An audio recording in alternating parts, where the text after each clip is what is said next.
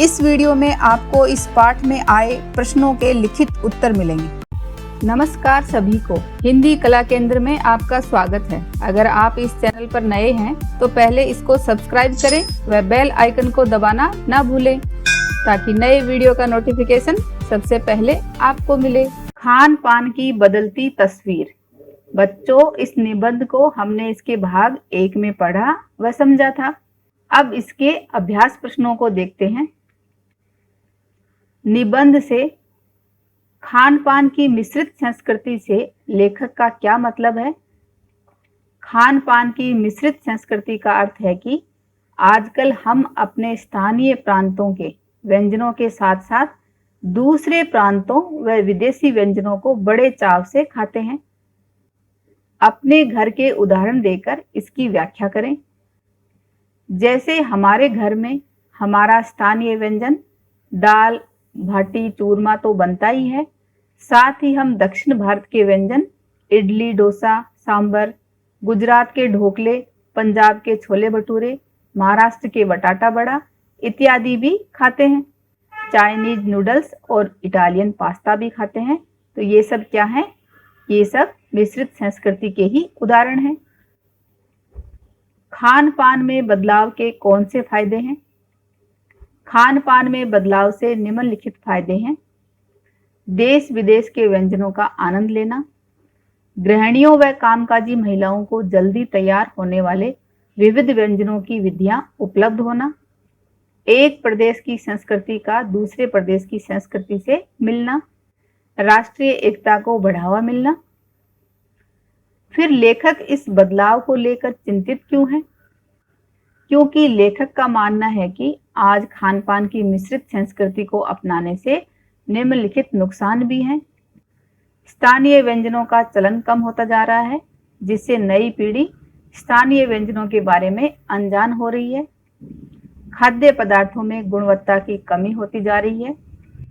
उत्तर भारत के व्यंजनों की हो रही दुर्गति को देखकर भी लेखक चिंतित है। स्वाद, स्वास्थ्य और सरसता के आधार पर ये भोजन हमारे बहुत अनुकूल नहीं है, जिससे हमारा स्वास्थ्य भी निरंतर गिरता जा रहा है। खान पान के मामले में स्थानीयता का क्या अर्थ है? खान पान के मामले में स्थानीयता का अर्थ है कि किसी विशेष प्रदेश या प्रांत के खाने पीने के विशेष व्यंजन जिनकी प्रसिद्धि दूर दूर तक हो, जैसे मुंबई की पाव भाजी, दिल्ली के छोले कुलचे, मथुरा के पेड़े व आगरा के पेठे नमकीन आदि। इनके अलावा बच्चों, आपको ये बताना है कि आपके क्षेत्र का स्थानीय व्यंजन क्या है, वो आप मुझे कमेंट बॉक्स में लिखकर बताना। निबंध से आगे घर में बातचीत करके पता कीजिए कि आपके घर में क्या चीजें पकती हैं और क्या चीजें बनी बनाई बाजार से आती हैं।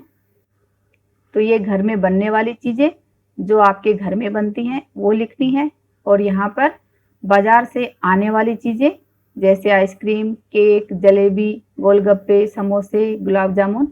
इनके अलावा आपके घरों में कौन सी चीजें बाजार से आती हैं, ये आप कमेंट बॉक्स में लिखकर बता सकते हो।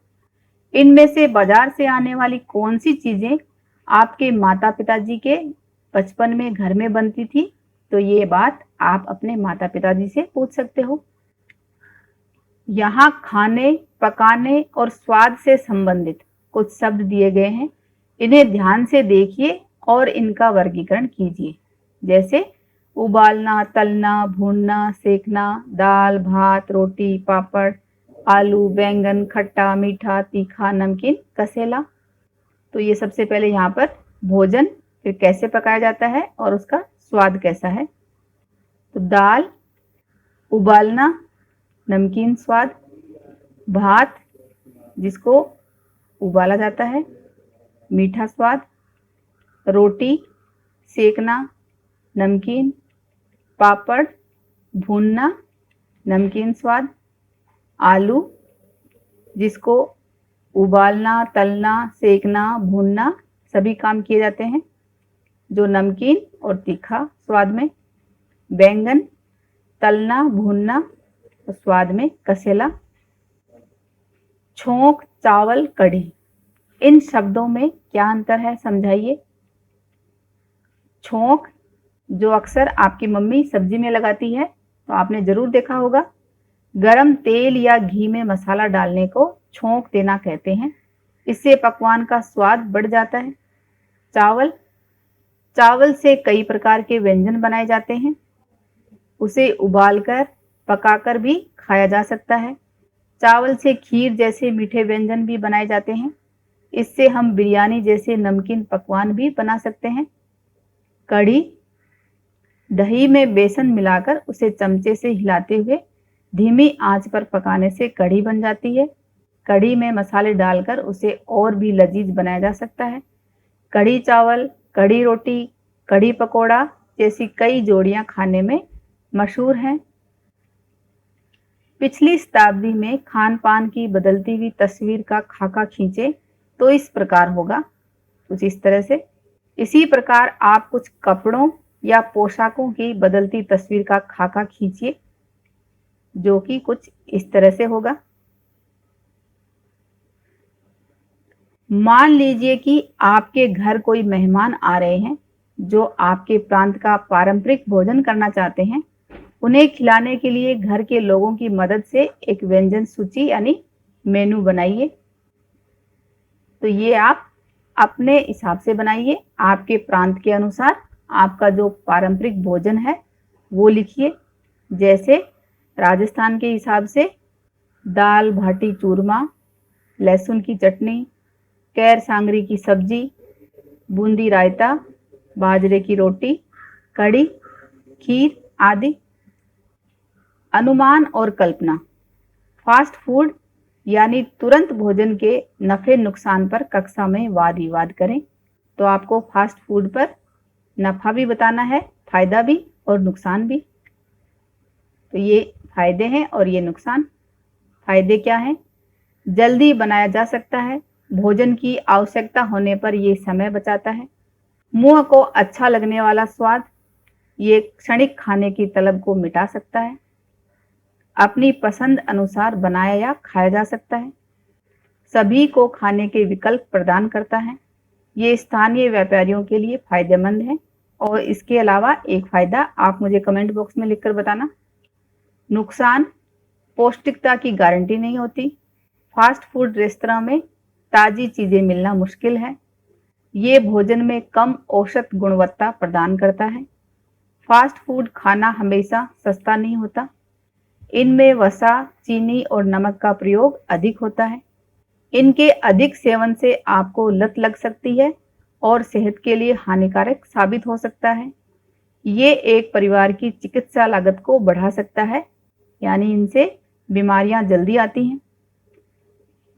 हर शहर कस्बे में कुछ ऐसी जगह होती हैं जो अपने किसी खास व्यंजन के लिए जानी जाती हैं।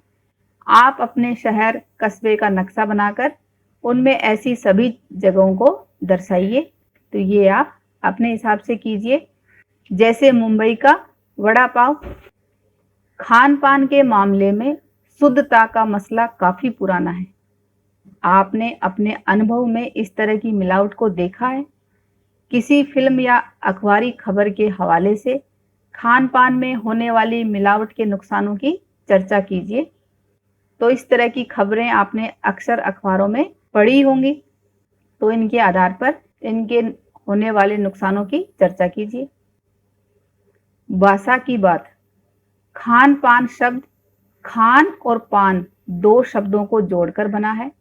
खान पान शब्द में और छिपा हुआ है, यानी खान पान, खान और पान।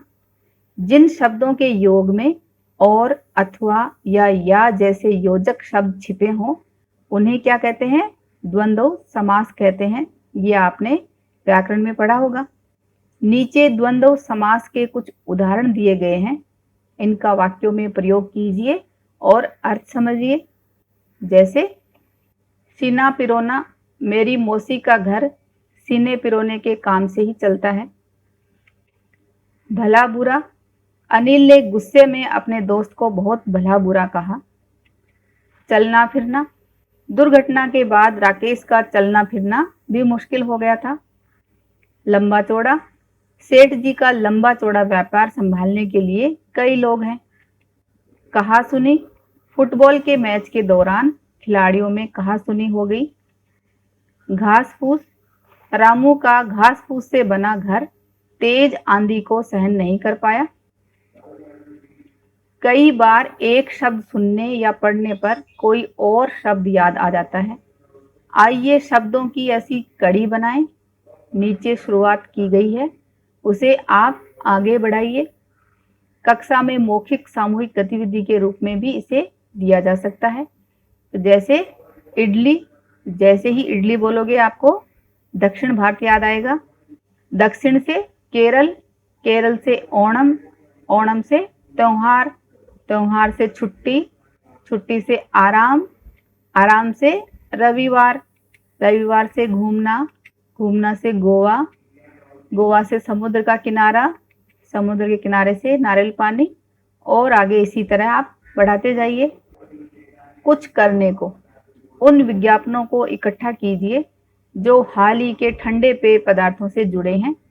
उनमें स्वास्थ्य और सफाई पर दिए गए ब्यौरों को छांटकर देखें कि हकीकत क्या है। तो ये आप इस तरह के विज्ञापनों को इकट्ठा करके इन पर दिए गए स्वास्थ्य और सफाई के ब्यौरों को छांटकर देख सकते हो। इस निबंध को एक बार फिर से पढ़ें व समझें। हमारे स्थानीय व्यंजनों को बढ़ावा देना है जो स्वाद, स्वास्थ्य और सरसता में हमारे शरीर के अनुकूल हैं। फास्ट फूड खाने के लिए मन करता है तो उसे घर पर ही बनाना सीखें। सुझावों व सुधारों के लिए कमेंट बॉक्स में लिखें। अगर हमारे वीडियो बन ही रहे हैं आपके फेवरेट, तो फिर क्यों ना करें इनको लाइक, सब्सक्राइब और रिकमेंड। हमें और बेहतर बनाने के लिए आप कर सकते हैं कमेंट। धन्यवाद।